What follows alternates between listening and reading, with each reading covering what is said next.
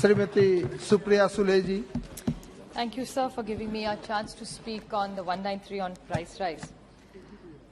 I appreciate all the points made by my several colleagues because it's a very, very important issue. And endlessly everybody has repeatedly talked about Sushma ji यहाँ खड़ी होके महंगाई पे जब चर्चा करते थे हम वहाँ बैठते थे। अभी भी मुझे याद है उनका एक एक शब्द तब का कि तभी महंगाई पे हम पे टीका टिप्पणी जो करती थी बहुत शांति थी, हम सुनते थे क्योंकि हमको लगता था वो कुछ फीडबैक दे और हमेशा उनके भाषण में कुछ सुझाव होते थे और हम उनके सुझाव सुनते थे और उन पे अमल करने की कोशिश भी हमारी यूपीए की सरकार करती थी। आज निशिकांत दुबे जी जब कह रहे थे बड़े बड़े नंबर्स और 60 सालों की बहुत अच्छा हिस्ट्री लेक्चर सुनाया उन्होंने, बहुत सारी बातें 60 साल की बोली उन्होंने, लेकिन अभी उनको भी वहां बैठे 8 साल हो गए। मैंने पिछली बार एक बार बोला था, फिर दोहराना नहीं चाहती थी, लेकिन उनका 60 साल का हिस्ट्री का लेक्चर इतना लंबा चला तो मुझे सिर्फ उनको याद दिलाना एक बार कि 8 साल बहुत होते नहीं। बहू भी शादी होके जब घर आती है ना तो 8 साल के बाद शादी में कोई नहीं समझता कि ये लेगेसी इश्यूज है, मेरी सास के टाइम से चल रहा है। 8 साल में वो बहू उस घर की फुल फ्लेज मेंबर हो जाती है। तो यही महंगाई का प्रॉब्लम है। मुझे उनके शब्द सुषमा जी के याद है जो आज इनके भाषण पे पूरे लागू होते। फैसदी की भाषा आम आदमी नहीं समझता, आम आदमी केवल वो भाषा समझता है उसके जेब से क्या निकल रहा है और उसके बदले में उसको क्या मिल रहा है। मेरी दोस्त और सहकारी कनिमोजी जी ने एक बच्चे के बारे में बोला, वो बात सही है। कीर्ति दुबे 6 साल की, आज सारे पेपरों में उसने जो खत लिखा है बहुत अच्छे अक्षर में उसने लिखा है। मैं सिर्फ इस सरकार को पूछना चाहती हूँ, आज एक 6 साल की बेटी माननीय प्रधानमंत्री जी को खत लिख रही है और इनका ही नारा है बेटी पढ़ाओ और बेटी बढ़ाओ।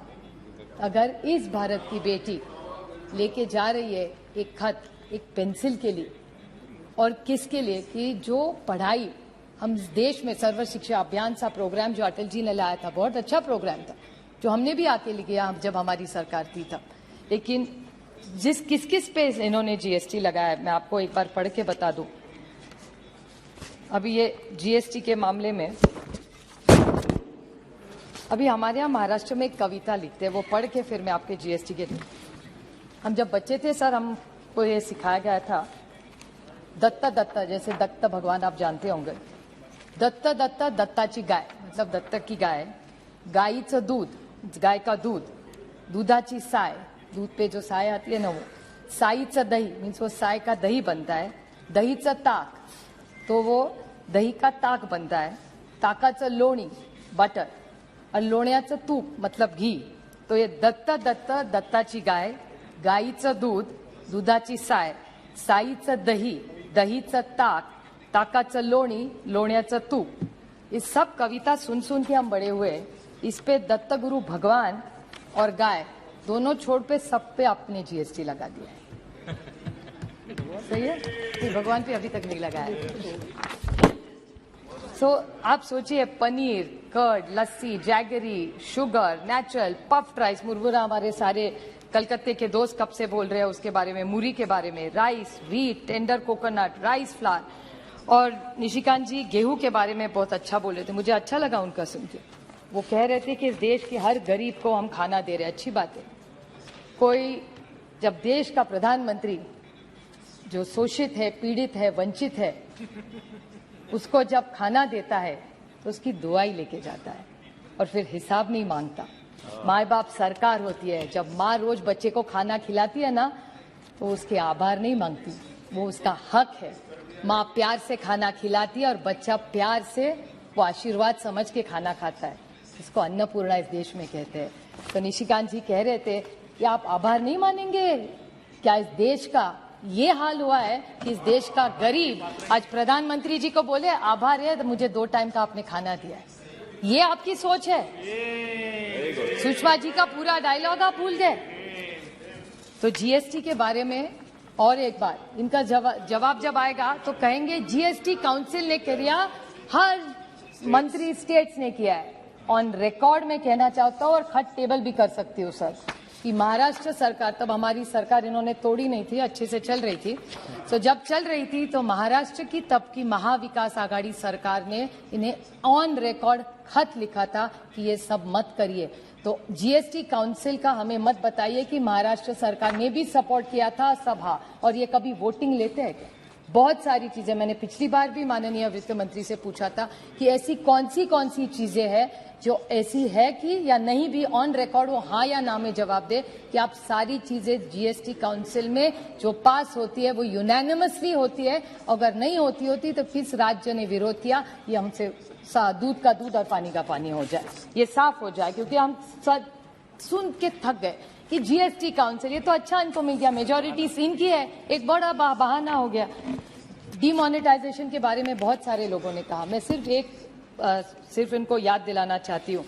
निशिकांत जी ने कहा कि 60 साल में ये पॉलिसी गलत हुई। ठीक है, बहुत सारी हमारे से गलतियां हुई, यही तो इसीलिए यहाँ आए, नहीं तो वहां बैठे रहते। शायद हुई भी होगी गलती हमारे से, जो काम करता है सर वो गलती करता ही है, कोई बात नहीं, और गलती तो हो गई। लेकिन आप सोचिए, डीमोनेटाइजेशन की बात हो रही थी, किसी ने, पहले मैं बोलने नहीं वाली थी लेकिन मैं सिर्फ टिप्पणी कर रही हूँ छोटी सी इस पे, बांग्लादेश के बारे में, श्रीलंका के बारे में किसी ने बोला। The Bangladesh today is an export, remittance and agriculture driven economy and we were doing well together. क्या हुआ? Demonetization हो गया, उसके बाद क्या हुआ? India grew at 3.7 and Bangladesh grew at 8.2 and the only reason was demonetization। और क्या पाया? मैं दोहराना नहीं चाहती जो मेरे पहले वक्ता बोले हैं, लेकिन इतना पैसा मिल रहा है। You are absolutely right when you talked about it. I want to even ask the Honorable Finance Minister about how much money is in circulation. The CIC, he has quoted a lot of numbers. Anybody who knows, I'm not a finance expert, nor am I an economist, but this much little I know in finance, that whenever you overprint money, which is probably the right thing when you need it because you wanted to rise demand, so you needed to bring in the cash. I appreciate that. But everybody knows whenever you print extra notes, it leads to inflation. It's a very common economic knowledge. You don't need to be very smart for that. So in that case, when you are looking at reducing monies, why did you print so many notes? And what is the exact amount of in circulation? Because here at one level, you keep telling people to go to banks. I want to just bring this to your knowledge very quickly, that you are encouraging people to going to the banks, which is welcome. We've all worked very hard to make sure everybody in our constituency all goes to the bank. Sir, आपको पता है खर्चा कितना होता है? अगर आप ATM withdrawal करें तो पता है कितने बार? Many banks allow up to 5 free transactions. So every time you, after the 5th time in some banks, आप पैसा निकालने जाओगे तो आपको पैसा देना पड़े, खुद के पैसे निकालने के लिए। व्हाइट का पैसा जो इन पे विश्वास रखे आप बैंक में रख रहे हैं, वो खुद का पैसा निकालने के लिए हमको पैसा देना पड़ रहा है। Debit card annual fee, now what is that debit card annual fee? 99 to 75th, और बेचारे का घूम गया कहीं हो सकता है, उसको 200 रुपया उस पर और देना पड़ेगा अगर नया कार्ड बनाओ।